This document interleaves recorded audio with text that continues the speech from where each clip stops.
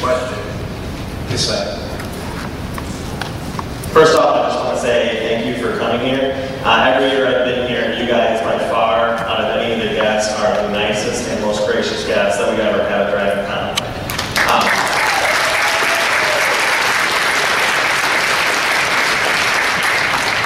Mr. Olmos, yesterday I talked to you a little bit about education. I just want to say that as a teacher, I think the best education is when they don't always give the correct answer. They allow for people to use inquiry and critical thinking and to allow them to explore issues and never hesitate to bring in the gray areas. I say this, of course, because for 4 years in television, that's what you guys did for us, the viewers. You almost never gave us answers. And very much allowed us to explore and figure out what our own points of view were. And most importantly to me, you guys never shied away from the gray issues. You used them a lot, and I think that was, for many viewers, the best thing about the show. My question to you is, out of the real-world topics you guys explored on the show, what were some of your favorites to deal with? First of all, understanding, we never gave you the answers to a lot of stuff. There's an aesthetic that was permeated this show that I learned it from one of the directors who came on to work with us. I think he came on the 80s show, which was the Red Box. Bobby Robert who's arguably the father of independent film in America. He's 86 years old. He started working with us when he was like 82. You directed my first episode. Yeah, your first episode was, what was it? The Sun Also Rises. Directed. That was the first one. That was the first one I did. That was it. Oh, okay. Then this guy, his aesthetic, he really is, you never play results. In other words, everything is in motion, it keeps on moving forward. You have to see the next scene to understand the last scene, and you won't understand the scene that you're in until you see the following one. So it's always in movement, and that goes for the writing, the directing, the acting. It's always in transition, it's always in movement, and therefore it keeps you hooked in, and it makes you think. It does this spoon feed you.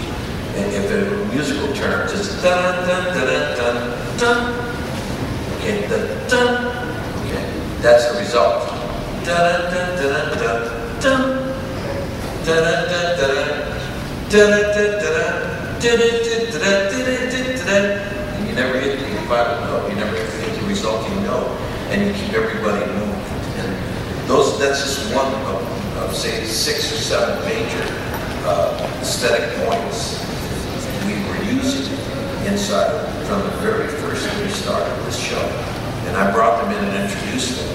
And I remember when Ron and I would talk about this, I said, we cannot gratuitize, romanticize, glamorize, or exploit the material. We must really try to, not manipulate our audience, but at the same time, never play a result. And it sounds so simple. They're very basic simple, but you try to do that and you find yourself shaking and go, wait a minute. Romanticize, glamorize, exploit. You start to realize what those words mean and how do you not do that, especially in a commercialized kind of setting that we were working in, which was television. So to answer the first part of that, to give you that, yes, we never gave you answers, and that was what kept you going inside the instruction that we were facing, because we didn't have the answers.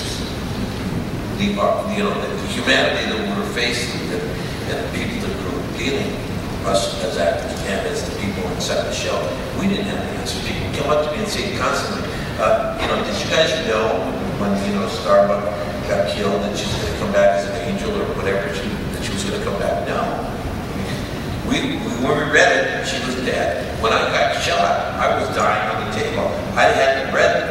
I didn't know I was coming back the following season. You got to realize that. I mean, we would sit down and did they tell you, how far in advance did they tell you that you were son? 5 minutes before we shot the scene.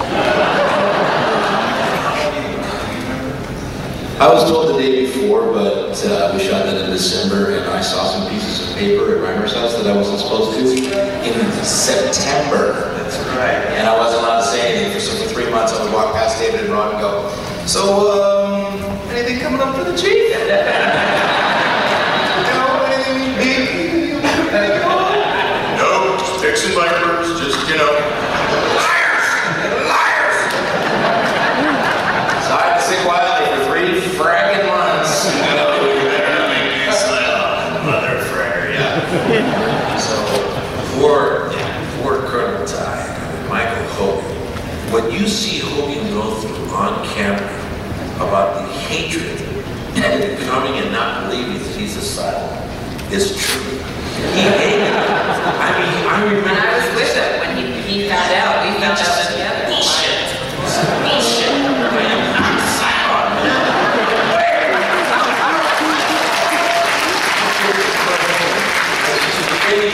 Finally, when he says, I'm one of them, to me, he was like really had given up in his respect, but he took a pride in it, and of course, then he went out and got 6 pregnant and everything. Oh, he was silent.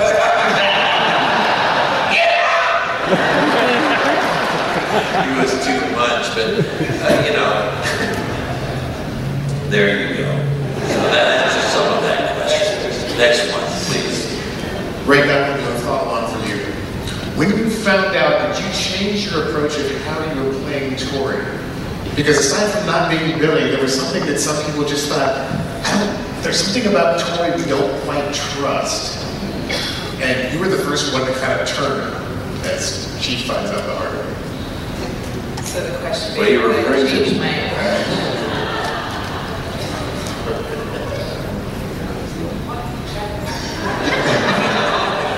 Okay, everyone's in By the hard way, she airlocked his wife.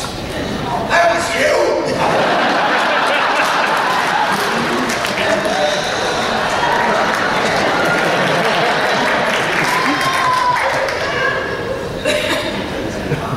So, yeah, definitely. I thought I was human.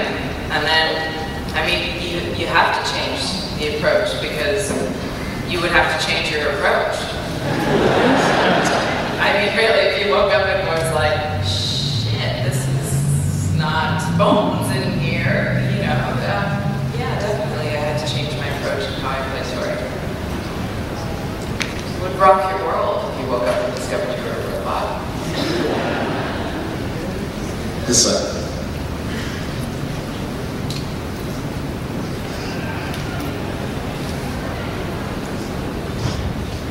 That kind of took my question. So before we get quickly actually to Sharma, are we going to see more of you on B? And Yes. when you found out that Thor was going to die right before getting to the real Earth, how did you feel about her death? Did you think it was justified, or what did you think of it?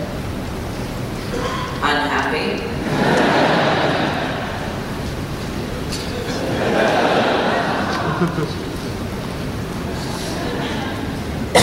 Yeah,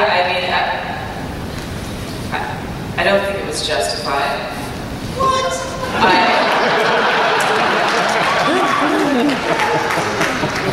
It's war. There were a lot of unjust things that happened on that show. As we were just talking about, there was a lot of gray area. There was a lot that was paradoxical, difficult, and not black and white, sir.